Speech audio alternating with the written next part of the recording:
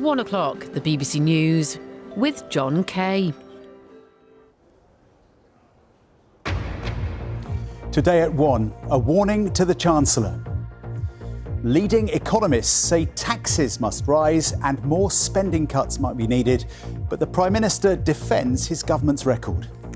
What's really important is that I'm very clear about our focus, which will be on living standards and making sure that people feel better off, partly because more money is coming into their pocket in the first place through better wages, and partly because we're bearing down on costs like mortgages. Also on the programme, President Putin meets President Trump's envoy in Moscow just 2 days before the latest deadline for a ceasefire in Ukraine.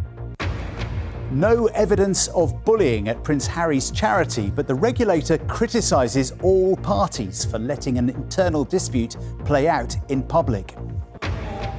80 years after the blast that killed more than 140,000 people, Hiroshima remembers victims of the first ever atomic bomb. This is the start of a brand new competition. Fewer jokes and less chat. MasterChef's controversial new series returns to TV, featuring its sacked presenters. Don't give up, the Culture Secretary's message to Sheffield Wednesday fans, as she says the new football regulator will give struggling clubs more protection. On BBC London, concerns by patients about HIV support services in London after a report finds some are having to close, merge or downsize due to funding cuts.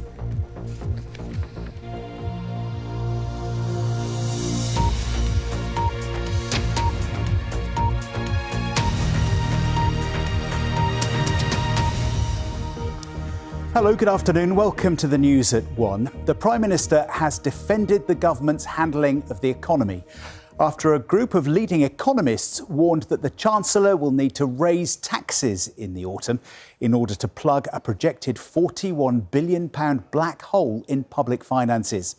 Sir Keir Starmer wouldn't be drawn on whether the government would raise taxes, and he said that the autumn budget would focus on raising living standards.